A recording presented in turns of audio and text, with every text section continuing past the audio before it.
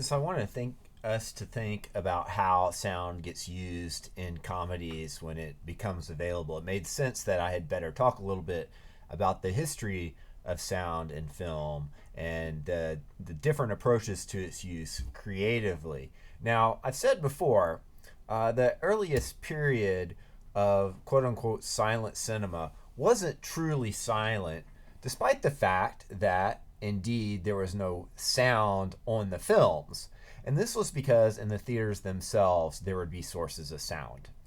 There would be most often some kind of live music accompaniment, most often just someone on a piano, although there could be larger bands and fancier, more expensive screenings, or even records, a phonograph being played. There also would be special effects in the sense of someone with a hand crank siren might turn the siren to make the noise if there's a police chase on screen, or comedy slapstick being used to amplify or complement what we see on screen.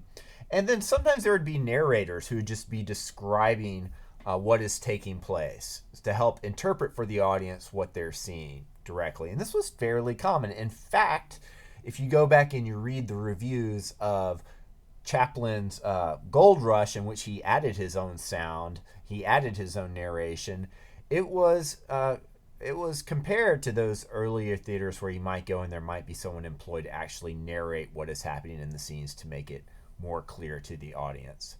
So in this era, though, the desirability of being able to combine sound and image is established. The question is, what are you going to do with them and how are you going to do it? We can't assume that throughout film history, everyone just always wanted to have sound accompanying image in perfect synchronization. And in fact, the key challenge for the technology was that. How do you synchronize what we see with what we hear? And there are a variety of systems that were developed. This picture, Edison's kinetophone, this was a rare device that not only did it have the typical kinetoscope where you peered into the machine to watch the film, but it had connected to it phonograph headphones so you could hear something in at the same time as what you're seeing. Now, it would not have been dialogue at all. It would have been some kind of music, most likely. Here's a couple other pictures. On the left, the Vitaphone system. So you can see that he's holding some kind of heavy disc in his hand. And so this basically consists of having a record player synchronized up with a projector to keep the sound in synchronicity with the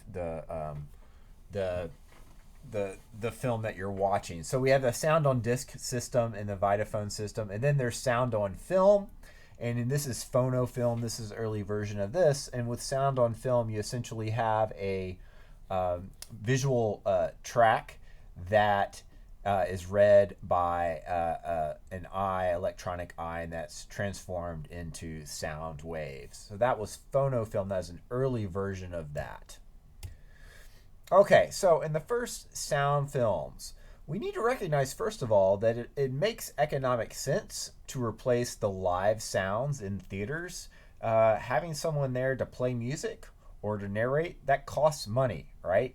So if you can just have the sound on the film itself, it makes more economic sense, in addition to being something that people may want to see more. Maybe it'll actually increase the number of people who go see films, not just replace the costs of having to pay someone to be there.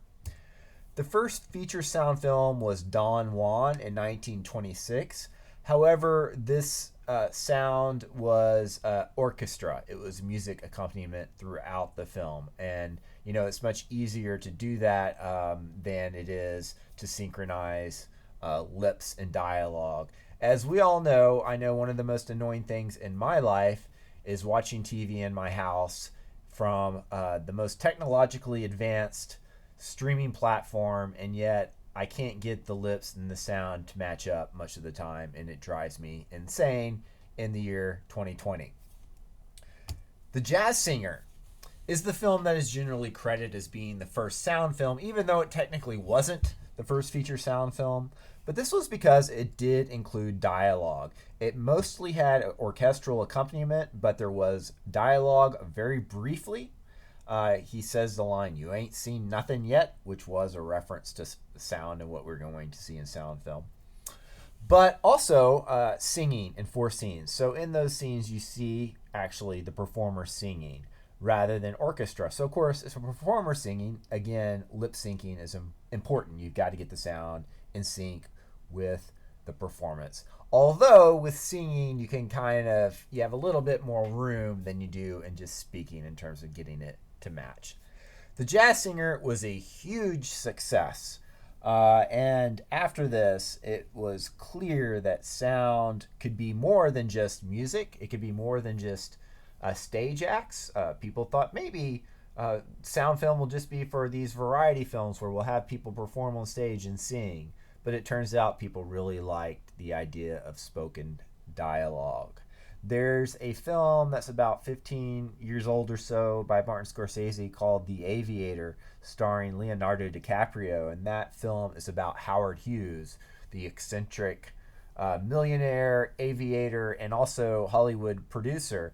And there's a great scene in that film where Hughes has spent an enormous amount of money making a film that is about dogfights in World War I. Dogfights, I mean aerial dogfights with pilots. And he's finally got the film finished. He's spent all his money, and lo and behold, he's in a theater and he sees an audience going nuts for the Jazz Singer, and he realizes they have to completely do the film over because now you've got to have sound. And the truth was, there was a period where there was overlap between silent films and sound films. It didn't happen immediately. There were a couple of years of transition in between. And indeed, those early sound films, there were some serious limitations to what you could do with them. You know, if all you care about is image, you can shoot all kinds of things. But once you have to start capturing sound, you are much more limited, particularly in the early years where the sound and recording equipment was really big. Okay, so the techniques initially meant that you had to record all the sound at once, so you had to have multiple cameras. The mics were omnidirectional, so they were getting sound from all directions, and therefore it wasn't good for hearing distinct people in space. And the cameras themselves that were used to do this were really loud and bulky, and so it made it harder to get the shot that you would want. So for this reason, initially, cinematographers especially really did not like shooting sound films, and they usually were done on sound stages in a much more controlled environment, whereas earlier silent films could be just shot anywhere. Okay, so in terms of the film itself and the technical limitations, so this is a picture of a 35 millimeter film, and on the right hand side, those are the two audio tracks. That's one for the left channel, one for the right channel. So that's stereo sound that you're seeing. And, you know, in order, that takes up space on the film. So that means you have less space for your exposed image, and therefore it is less high resolution. And I'm not going to get into all the different technology that subsequently developed in terms of squeezing more image into the frame. But basically, you know, the more film that's taken up, the less resolution you have. So you have to start thinking about ways to bend that image to fit more on there in order to have the space taken up by sound. Okay, so the two approaches really that emerge because it's so difficult are either to have very polished lip synchronization and you pay real close attention to having matches on action in relation to what is being said, versus just shooting everything silently and then going back and dubbing in the dialogue later after you've produced it. And in some countries, Italy, for example, that remained the standard for just up until a couple of decades ago. That is, you shoot the entire film silently and then you bring in a crew of actors to do the dialogue later and you just dub it in. So if you look at like Clint Eastwood's spaghetti westerns, for example, you'll notice that there is not a good match between the dialogue and the way their lips are moving because all that stuff was shot silently and dubbed later. The film that came out last year, Once Upon a Time in Hollywood, talks about this also and how different it was from the Hollywood style of production. Yet it was common and it makes sense because getting sound is a difficult thing to do. Now, in terms of sources of sound, we talk about in film the difference between diegetic sound and non-diegetic sound. So diegetic sound means that it comes within the world of the film, within the story world and the characters' lives. In other words, if we're going to hear music, if it's diegetic sound, that means we have to see someone in that scene actually playing a stereo, turning on a radio in a car, something like that. Versus non-diegetic sound, which would be what we would refer to as the soundtrack, right? The music that we, as the people watching a film, hear, but not the people inside the story world hear. This distinction should not be confused with on-screen versus off-screen sound. On-screen sound means that we're actually seeing the source of the sound, versus off-screen means we don't see it. And instead, it might be a cue to something else that's going on. So on-screen and off-screen sound, those really have to do with diegetic sound, because the idea is that they're coming from the story world, whether or not we actually can see them on screen or they're emanating from some space off screen. So when you think about what are we going to do with sound, there are a variety of different kinds of sound. There are vocal sounds. Vocal sounds include most commonly dialogue, but also narration, right? So vocal spoken words can be things that characters are saying within the story world, and therefore it's diegetic sound, or they can be non-diegetic in the sense of narration. So Charlie Chaplin's narration of the Gold Rush is non-diegetic sound because it's not emanating from within that story world. It's about the story world, but any narrator is going to be outside of it. Then there's environmental sounds. So that means that these are sounds that come from the environment that we're seeing on screen. And so that could be ambient sounds, like the sound of air conditioner on, is what I hear in my office right now, or waves at the beach, or crowd noise. Then there are sound effects, right? And the truth is that any sound effect, you ever hear doors shutting or people walking on film, those have been sweetened with sound effects added through what's known as Foley sound, in which you go in post-production and you add sound to make it much more clearer and louder than it would be if you had just captured it there with your microphones that you're shooting on set. Then there's music, of course, non-diegetic or diegetic music, and also silence. So with all these different sounds, silence can also be very, very useful. I actually was just watching last night a comedy from the 1980s starring Steve Martin and Lily Tomlin. It's called All of Me. And I noticed that there was very little soundtrack. There's very little of score or non-diegetic music to it. And it was just kind of interesting to me. I thought, that's strange that there's not more sound here.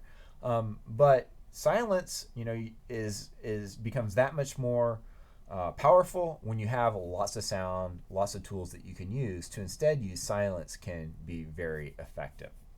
Okay, so if we think about what sound can be used to do more creatively now, not just, we want people to know what the environment's like or this or that. There are a variety of different creative approaches to using film sound. The most common, although it's still a creative approach, we might describe as see a dog, hear a dog. And this is the approach that emerged in the classical Hollywood system. It basically just means what it sounds like, right? The sound is going to illustrate the image. It's going to be a one-to-one relationship.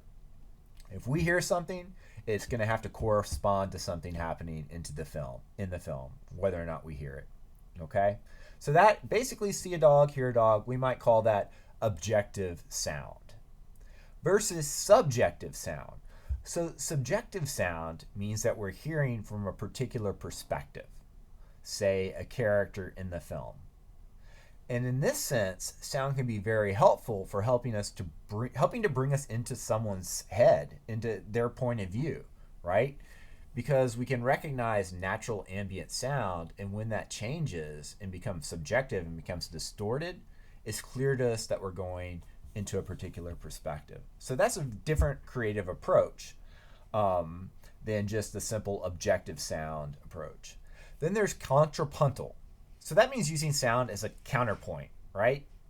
So the idea is you don't just duplicate what you see, you add sound as something that creates another point, right? It adds to what we see. Maybe it even changes the tone, comments upon it, right?